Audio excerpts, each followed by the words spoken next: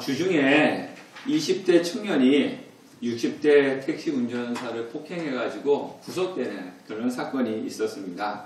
근데 어버이날을 앞둔 시점에 그 일이 일어나가지고 그 사건을 접하는 사람들을 하여금 참 마음이 씁씁한 그런 느낌을 받게끔 했습니다. 어제 어버이날이었지만 올해도 작년과 동일하게 코로나 때문에 가족끼리 제대로 잘 모이지도 못하고 그런 아쉬움들이 있었습니다. 그렇다 할지라도 가족끼리는 모이지 못해도 또 개인적으로 찾아뵙기도 하고 또 연락도 드렸을 것이라고 생각됩니다. 오늘 우리도 어버이 주일로 저희가 지키고 있는데요. 제가 말씀드리지 않아도 어버이라고 하는 존재, 부모님이라고 하는 존재는 자녀들에게 참 많은 영향을 끼치는 매우 중요한 존재라는 것을 알 수 있습니다. 근데 올해는 유독 그 아동학대 사건이 참 많이 일어나가지고 마음을 많이 아프게 했습니다. 정인이 사건이라든가 구미의 3세 여아를 방치해서 죽인 사건들, 정말 이런 크고 작은 사건들이 참 많이 일어났었는데요. 그것을 보면서 저 아이들이 좀 더 건강한 부모님들을 만났더라면 저렇게 학대를 받고 일찍 죽지 않았을 텐데 라고 하는 그런 좀 안타까운 마음을 가져본 적이 있습니다. 지난 주일에 우리는 자녀주의를 지키면서 저는 여기 앉아있는 우리 자녀들에게, 물론 오늘 나오지 않은 자녀들도 있지만 그 자녀들에게 아비의 훈기를 들이며 어미의 법을 떠나지 말라라고 그렇게 말씀을 드렸습니다. 오늘은 어버이 주일을 맞이해서요, 부모님들에게 자녀들을 신앙과 믿음으로 훈계하고 양육해야 됨에 대해서 말씀을 드리려고 합니다.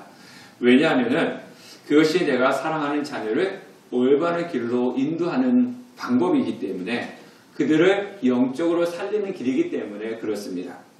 지난 주일에 제가 말씀드린 대로 군자는 자기 자녀를 가르치지 않는다라고 하는 그런 맹자가 이야기한 것을 말씀을 드렸습니다. 그러니까 자신의 자녀를 직접 키우는 것은 쉽지 않습니다. 어렵습니다. 그렇지만은 반드시 우리가 알아야 될 것은 무엇이냐면, 자녀에게 있어서 가장 훌륭한 스승, 자녀에게 있어서 가장 훌륭한 교사는 누구냐? 바로 부모라고 하는 사실, 이것은 우리가 알아야 될 것입니다. 왜냐하면요, 자녀는 부모에게 배운 만큼 자라기 때문에 그렇습니다. 물론 다 그런 것은 아니지만 이런 말이 있지 않습니까? 효자 밑에 효자 난다. 그죠? 효자 밑에, 우리나라 속담에, 죄송합니다. 우리나라 속담에 아비만한 자식이 없다라고 하는 그런 속담이 있습니다. 이것은 뭐냐면요, 부모가 온전한 효자면 그 자식은 반효자가 된다는 말도 있습니다. 그러니까 이 부모가 자녀에게 가장 큰 스승의 모습을 보여준다는 거죠. 자녀는 부모에게 배운 만큼 자라기 때문에 그렇습니다. 그래서 효자 밑에 효자가 난다라고 하는 말이 있는데요. 효자 밑에 효자가 날 확률이 높지, 불효자 밑에 효자가 날 확률은 그렇게 많지는 않습니다.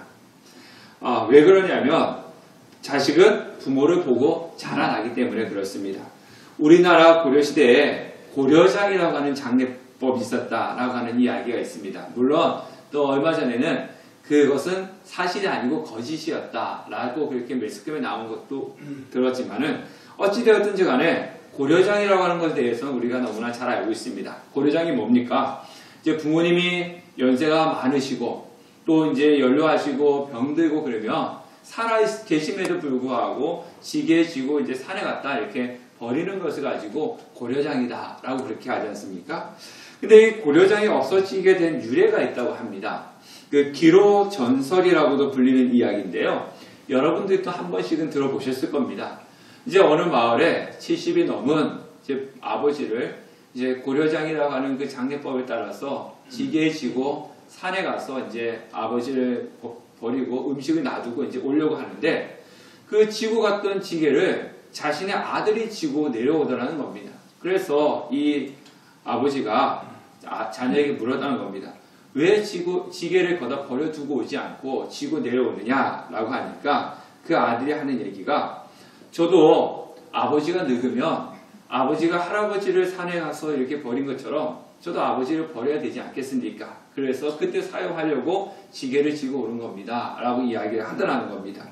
그래서 그 대답을 듣고 이 사람이 크게 뉘우치고 다시 산에 가서 버려진 아버지를 모시고 와서 극진히 봉양했다라고 해서 그 사건 이후로 고려장이 없어졌다라고 하는 그런 설화가 있습니다. 자식은요, 부모의 얼굴입니다. 부모 역시 자식이 자신의 거울이기 때문에 그렇습니다. 그래서 부모 이전에 우리가 알아야 될 것은 내 이 세상에서 부모는 자녀에게 가장 훌륭한 스승이다 라고 하는 그 사실을 우리가 잊어서는 안 될 것입니다. 그래서 부모는 자녀에게 가르칠 의무가 있음을 성경에서는 여러 군데서 말씀하고 있는데요. 그 가장 좋은 예가 쉐마입니다. 여러분 쉐마라고 하는 이야기는 들어보셨을 겁니다. 한 번 정도는. 근데 이 쉐마의 뜻이 뭐냐면 들으라 라고 하는 그런 의미를 가지고 있습니다. 자, 이것이 신명기 6장 4절에서 9절에 있는 말씀인데요. 부모가 자녀들에게 가르쳐야 될 그 말씀인 겁니다. 자, 우리 한번 말씀을 보도록 하겠습니다. 신명기 6장 4절에서 9절. 이스라엘아 들으라. 이게 쉐마입니다. 이스라엘아 들으라. 이게 쉐마입니다. 자, 다 같이 읽어볼게요. 시작. 이스라엘아 들으라. 우리 하나님 여호와는 오직 하나인 여호와시니 너는 마음을 다하고 성품을 다하고 힘을 다하여 내 하나님 여호와를 사랑하라. 오늘날 내가 내게 명하는 이 말씀을 너는 마음에 새기고 내 자녀에게 부지런히 가르치며 집에 앉았을 때에든지 길에 행할 때에든지 누웠을 때에든지 일어날 때에든지 이 말씀을 강론할 것이며 너는 또 그것을 내 손목에 메어 기호를 삼으며 내 미간에 붙여 표를 삼고 또 내 집 문설주와 바깥 문에 기록할지니라. 자, 하나님께서 하시는 말씀이 이스라엘아 들으라. 너희는 들으라 라고 이야기하면서 하나님을 섬기는데 온 마음과 성품을 다해서 하나님을 사랑하고 섬기면서 자녀들에게 가르치라는 겁니다. 네, 자녀에게 가르치는데 부지런히 가르치고 집에 앉았을 때든지 길에 행할 때든지 누웠을 때든지 일어났을 때든지 이 말씀을 자녀들에게 강론할 것이며 이렇게 말씀하고 있습니다. 그러니까 자녀들에게 시간이 있을 때마다 틈이 있을 때마다 그리고 모든 순간순간 쉬지 말고 자녀들에게 하나님의 말씀을 가르치라. 이것을 들어라 라고 하나님께서 말씀을 하고 있습니다. 그러니까 이 말은 무엇이냐면요. 부모는 자녀들에게 하나님의 말씀을 쉬지 말고 끊임없이 가르쳐야 될 의무가 있다는 것입니다. 저희 교회는 이제 아직까지는 이제 우리가 이렇게 예배를 같이 드리고 있는데요. 앞으로 이제 지금은 이제 고등학생부터 저희가 있지 않습니까? 이제 앞으로 이제 중학생 또 이제 유초등부 학생들이 생기면은 저희 교회 교육은요. 그냥 이 교회에서만 이루어지는 교육이 아니라 교회와 가정이 연대해서 이 자녀 교육을 이루어 나가려고 합니다. 그래서 제가 고민하고 구상하고 있는 부분들이 참 많이 있는데요. 교회에서 우리는 보통 그러지 않습니까? 자녀들을 그냥 교회에만 딱 맡기는 거죠. 주일에 한 번. 그래서 이제 교회에서 모든 것을 다 잘 알아서 하시겠지 이렇게 하는 경우가 있는데요. 절대로 그렇게 되지는 않습니다. 교회와 가정에서 같이 연대해서 교육을 해야지만이 자녀들의 신앙과 믿음으로 잘 양육시켜 나갈 수가 있습니다. 그래서 저희 교회는 앞으로 그렇게 할 계획을 가지고 있습니다. 오늘 읽은 우리 성경 말씀 잠언서 4장 1절과 2절의 말씀 보면 지난주에 우리가 살펴본 것처럼 아들들아 아비의 훈계를 들으며 명철 얻기에 주의하라. 내가 선한 도리를 너희에게 전하노니 내 법을 떠나지 말라. 자녀에게 하시는 말씀이 무엇이냐면요. 부모는 자녀들을 가르치고 자녀는 부모의 가르침에 순종해야만 했다. 순종해야 한다라고 말씀하고 있고 그리고 그 전통은 이스라엘 백성들 중에서 아직도 남아 있습니다. 우리가 이 땅에서 자녀 교육에 가장 비중을 두고 있는 나라들이 있는데요. 자녀 교육에 관한 한 이스라엘이 세계에서 최고일 겁니다. 그래서 교육적인 부분을 보면요. 이스라엘이라고 하는 나라에 학자들이 많이 있고 그들의 교육의 방법을 따르려고 배우러 가는 사람들도 참 많이 있습니다. 왜냐하면 유대인들은요. 이 부모님들의 교육을 통해서 이루어지기 때문에 우리 전 세계에서 노벨상을 가장 많이 받은 민족이 유대인 아니겠습니까? 그 힘이 어디서 나오느냐? 학교 교육이 아니라 부모님들의 가정 교육에서 나오는 것입니다. 그런데 그 교육에 대한 열정이 이스라엘보다 더 강하면 강했지 결코 뒤처지지 않는 나라가 있습니다. 그 나라가 어디겠습니까? 예, 우리나라입니다. 우리나라 나는 못 먹어도 우리 자녀만큼은 교육을 시켜야지. 이런 여유가 얼마나 많이 있겠습니까? 그래서 그 이슬람이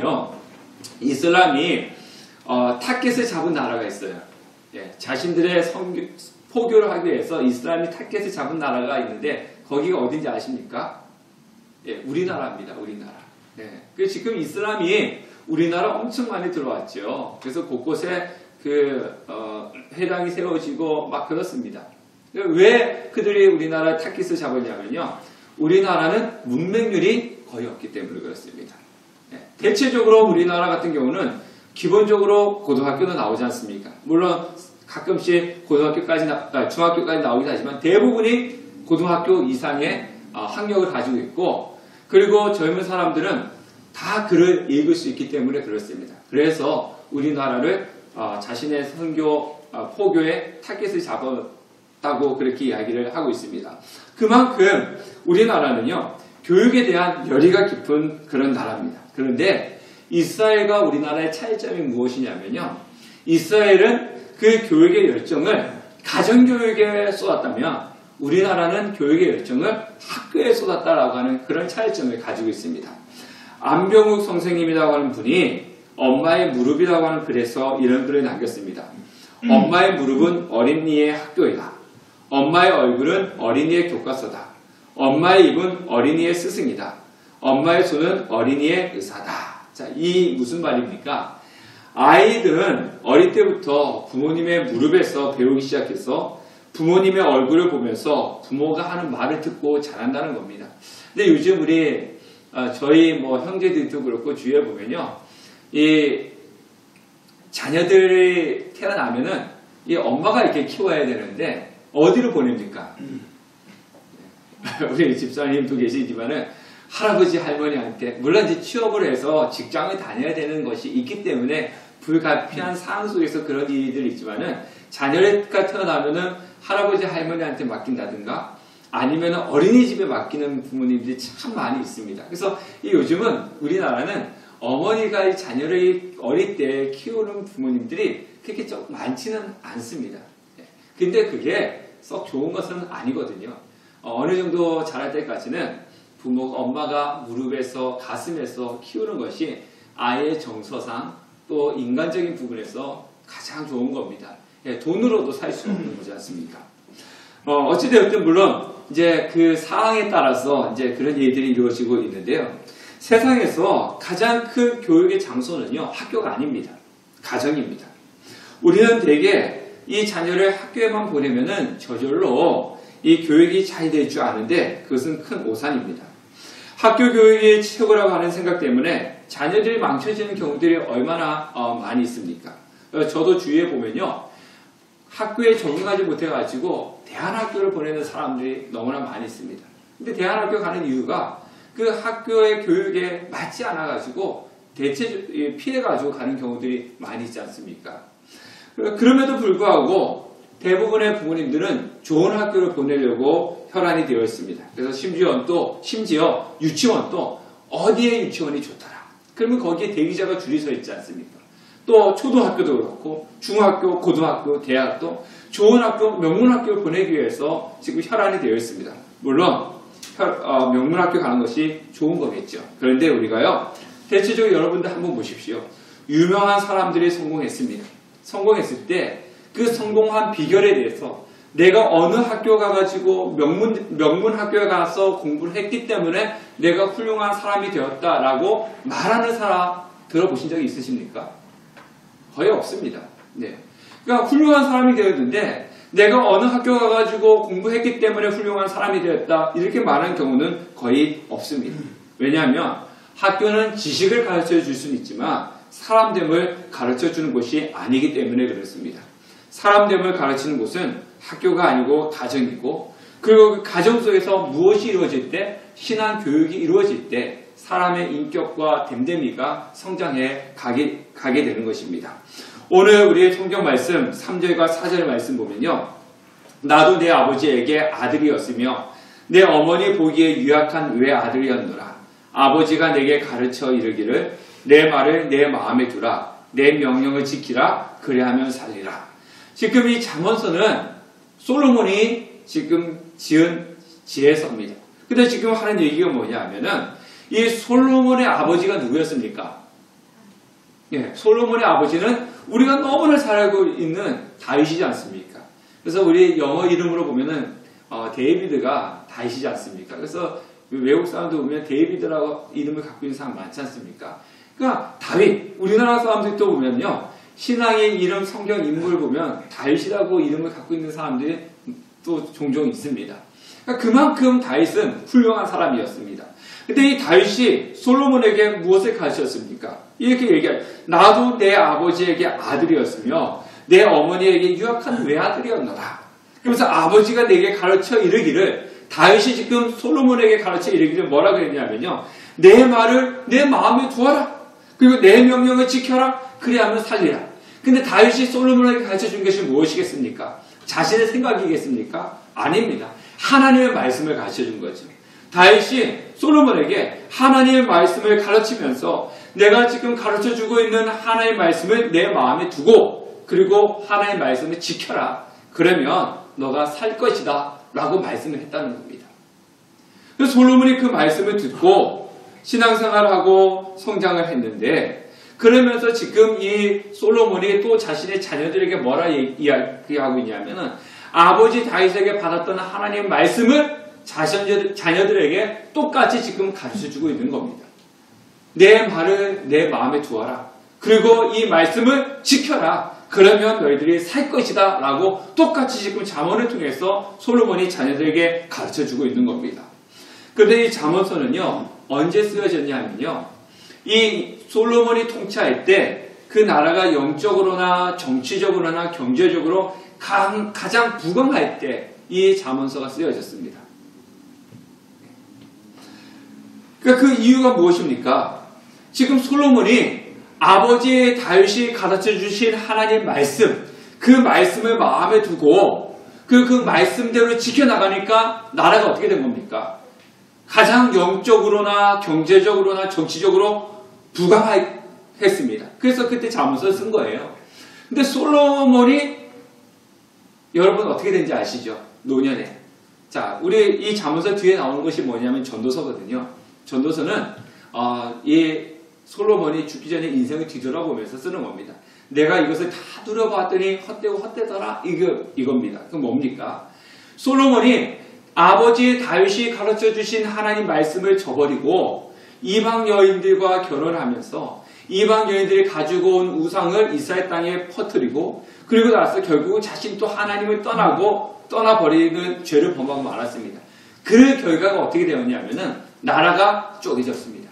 우리나라가 남과 북이 쪼개진 것처럼 솔로몬이 하나님을 떠났던 그 죄악 때문에 이 이스라엘이 북이스라엘과 남유다로 나눠지게 된 것입니다. 하나님의 말씀을 쫓았을 때는 아버지가 가르쳐주신 다윗의 아버지가 가르쳐주신 하나님의 말씀을 쫓을 때는 나라가 부강하고 정말 영적으로도 정말 그렇게 풍성했었는데 하나님의 말씀을 떠나버리니까 나라가 두 쪽으로 쪼개지는 그런 나락의 길로 걷고 말았던 것입니다. 그래서 부모는요, 자녀들을 하나님의 말씀으로 가르쳐주고 자녀들의 하나님의 말씀을 잘 따를 수 있도록 이끌어 주어야 되는 것입니다. 근데 사실 여기 계신 믿음의 부모님들이 다 믿음의 부모님들이시지만요, 자녀들의 신앙으로 가르쳐주고 이끌어 주려고 노력하지 않은 부모가 어디 있겠습니까? 근데 문제는 뭐예요? 맹자가 이야기한 것처럼 군자는 자기의 자녀를 가르치지 않는다 라고 한 것처럼 자녀들 부모님의 이야기를 잘 따라오지 않는 데 문제가 있는 거죠. 대부분 잔소리를 내가 알아서 할게. 그래서 잘 듣지 않으려고 하기 때문에 부모님들과 갈등이 일으키는 경우들이 또 많이 있습니다. 그런데 부모님의 가르침대로 자녀들이 잘 따라주지 않기 때문에 힘들기도 합니다. 그렇지만 그래도 우리가 포기하지 말아야 될 것이 자녀들을 신앙과 믿음으로 가르쳐 주어야 되는데요. 근데 지금은요, 시대가 달랐습니다. 이 성경이 쓰여질 당시에는요, 부모님들이 말로 이야기하면 자녀들이 대체적으로 듣고 청종하고 따르는 그런 시대였습니다. 부모의 권위가 높아졌기 때문에, 높을 때이기 때문에 그렇습니다. 근데 지금은 시대가 많이 바뀌기 때문에 부모의 권위도 많이 떨어졌고, 또 말을 이야기해서 듣는 시대가 아니라 요즘은 눈으로 보는 시대이기 때문에 그때 방법과 지금의 방법은 좀 많이 다른 것입니다. 지금은 말로 하는 교육이 아니라 눈으로 보여주는, 그래서 눈으로 보고 배워나가는 시대이기 때문에 이제는 말로 가르치는 것이 아니라 몸소 행하면서 보여주는 그런 교육의 시대가 된 것입니다. 되게 자식을 둔 부모님들이 우스갯소리 하는 이야기가 뭡니까? 저 녀석은 누구 닮아서 저 모양이야. 근데 누구 닮았겠습니까? 부모 닮았죠. 부모 닮은 것입니다. 그래서 사람은요, 듣는 대로 사는 것이 아니라 보는 대로 산다라고 그렇게 이야기합니다. 그래서 사람은 배우는 것의 89%가 보는 것을 통해서 온답니다. 89%가. 그리고 듣는 것은 10%고요. 1%는 다른 감각을 통해서 온다고 합니다. 그래서 우리 부모님들은 신앙의 모습을 자녀들에게 보여줘야 되는 것입니다. 저희 교회는 그 큐티집을 가지고 성경 말씀을 보지 않습니까? 그래서 새벽에도 큐티집에 따라서 설교를 하고, 금요 성경 집회도 큐티집에 따라서, 주일 오늘 이 말씀도 큐티집에 따라서 제가 설교를 합니다. 그리고 밴드에 매일 자신이 묵상한 내용을 저희는 올리면서 그 묵상을 나눕니다. 저는 저희 가족이 좀 이렇게 큐티를 한 걸 가지고 같이 한 자리에 앉아가지고 좀 이렇게 큐티를 나누고 싶은 마음이 있는데요. 이제 아이들이 이제 커가다 보니까 각자 시간대가 달라가지고 한 자리에 모이기가 참 힘들고 어렵습니다. 잘 되지 않습니다. 그래서 제가 몇 년 전부터 이제 큐티집을 사가지고 저희 가족들한테 제가 다 돌려줍니다. 이렇게 편지를 써가지고 큐티집을 주면서 선물로 주고 있습니다. 근데 그러면서 가끔씩 아이들에게 큐티해라 이야기하면서 저는 어차피 이 새벽에도 그렇고 이 큐티를 해서 또 밴드에도 올려야 되기 때문에 큐티를 이렇게 합니다. 그러니까 아이들이 저의 모습을 보는 거죠. 이게 보면서 제가 어느 순간에 이렇게 보니까 자주 하지는 않지만 아이들이 큐티를 하고 있는 모습을 제가 보았습니다. 그러니까 안 할 줄 알았거든요.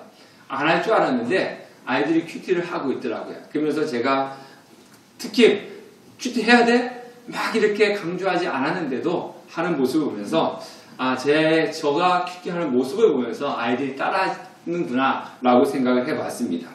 지금은 보는 시대입니다. 말해서 듣는 시대가 아니고 보여줌을 통해서 보고 따라오는 시대인 것입니다. 요즘 아이들 보세요. 하루 종일 뭐 보고 있습니까? 스마트폰 보고 있지 않습니까? 우리 부모님들은 라디오 시대지 않습니까? 그래서 예전에도 저도 보면은 라디오 틀어놓고 밤에 뭐가 빛나는 밤에 이래가지고 이런 라디오를 많이 들었었는데 요즘은 듣는 시대가 아니라 영상으로 보는 시대입니다. 그래서 뭐 해라 이것이 아니라 보여줘야지만이 그 아이들이 따라오게끔 되어 있는 것입니다.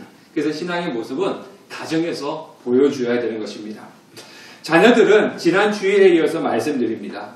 부모님들이 하시는 신앙의 훈계 그리고 하나님 말씀 이것을 떠나지 마십시오.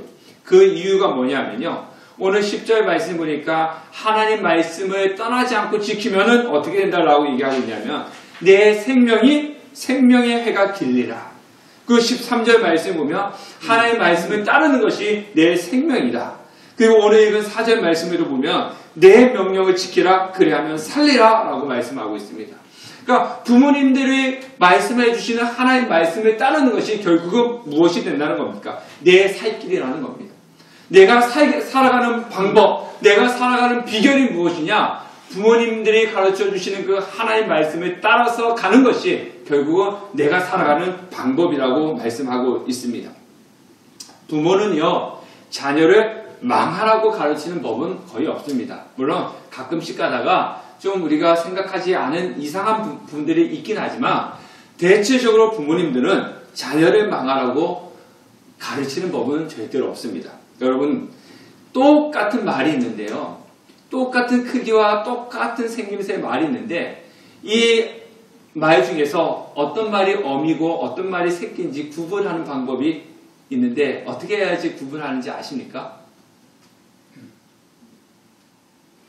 잘 모르시죠? 제가 알려드리도록 하겠습니다. 똑같이 생기고 똑같은 크기의 말이 있는데 하나는 어미고 하나는 새끼일 때 그것을 구분하는 방법은요. 먹이를 갖다 주고 먹이를 먹는 방법을 보면은 모습을 보면 안다는 겁니다. 새끼 말은 어떻게 먹겠습니까? 새끼 말은요. 그냥 자기 먹는 데만 먹는 데만 그냥 치중해서 먹기만 하는데 어미 말은 먹이를 자꾸 자기 새끼 안으로 밀어넣는다는 겁니다. 그것을 보면서 열심히 먹기만 하는 말은 새끼고 그 옆으로 자꾸 밀어주는 말은 어미 말이 되는 것입니다. 이 부모는 사람도 동물도 똑같은 것입니다. 그렇기 때문에 자녀된 여러분들은 부모님을 공경해야 됩니다.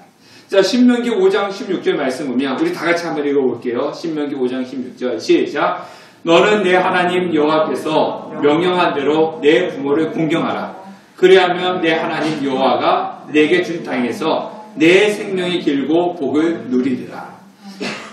하나님 여호와께서 명령한 대로 무엇을 하라고요? 내 부모를 공경하라는 겁니다. 그래서 공경이라고 하는 것은 무엇이냐면요. 가볍게 여기지 않는 것이 공경입니다. 예. 부모를 함부로 대하지 않는 것이 공경이에요. 효도라고 하는 것이 다른 곳에 있는 것이 아닙니다. 내가 돈을 많이 벌어서 돈을 많이 갖다 주는 거, 좋은 집을 사주는 거, 이것도 효도 중에 한 방법이긴 하지만 그러나 정말로 부모를 생각하는 것은 무엇이냐면 공경하는 것입니다. 부모를 가볍게 여기지 않고 부모에게 함부로 대하지 않는 것, 그것이 공경입니다. 부모를 함부로 대하면서 돈을 많이 갖다 준들 그것이 뭐가 필요하겠습니까? 예? 부모에게 함부로 대하면서 가볍게 여기면서 좋은 집을 준다 하듯 그것이 무엇이 필요하겠습니까? 돈을 못 갖다 준다 할지라도 아무것도 못 갖다 준다 할지라도 정말로 부모님을 중히 여기고 공경하면 그것이 바로 효도가 되는 것입니다. 요즘은 앞에서 그 20대가 60대를 그렇게 무참하게 폭행한 것처럼 이 부모님에 대해서 함부로 대하는 사람들이 참 많이 있습니다. 네. 저도 그렇지만요. 예전에 어르신들 오면은 지하철 탔을 때 어떻게 했습니까? 자리에서 자리 피해주고 그랬지 않습니까? 근데 요즘은 이 노약자석이 따로 있어가지고 어르신들이 와도 저기 어르신들 앉는 자리에 가서 앉으라는 식으로 절대로 젊은 사람들이 잘 일어나지 않습니다. 요즘 시대가 그렇습니다. 네. 그러다 보니까 자녀들이 또 부모에 대해서 이 공경하는 마음들이 점점 사라져가고 있고 자기가 자기할 듯이 자기 이야기만 하는 경우들이 많이 있습니다. 네. 그래서 성경은 이야기합니다. 다른 것이 필요 없이 뭐 하라고요? 부모를 공경해라. 가볍게 여기지 말고 함부로 대하지 말고 정말 부모를 존중해라. 그것이 바로 부모를 공경하는 것이고 그렇게 부모를 공경할 때 내 하나님 여호와가 내게 준 땅에서 내 생명이 길고 복을 누리리라 라고 말씀을 하고 있습니다. 제가 이 성경에 보면요. 부모를 공경해서 하나님께 축복을 받은 사람들 너무 많습니다. 그런데 매년마다 그 이야기를 할 수가 없어서 오늘은 그 이야기를 안 하는데요. 성경에 보면요. 부모를 공경했기 때문에 부모의 마음을 해놨기 때문에 하나님께서 그거 하나 때문에 축복을 받은 사람들이 너무나 많이 있습니다. 이 땅에서 길고 하나님께 축복을 받기 원하신다면 하나님께서 말씀하신 부모를 공경하십시오. 부모를 공경하는 자 하나님의 축복을 받을 것입니다. 부모된 여러분들은 자녀들을 말씀으로 훈계하고 가르치십시오. 그것이 바로 자녀가 잘 되는 방법입니다. 그리고 자녀들은 부모를 공경하고 부모가 가르쳐 주시는 그 신앙의 가르침을 따르십시오. 그것이 하나님으로부터 본인이 축복을 받고 복된 자녀가 되는 비결입니다. 어버이 주일을 맞이해서 하나님 말씀으로 든든히 세워져가는 우리 성도님 되시기를 주님의 이름으로 축원합니다.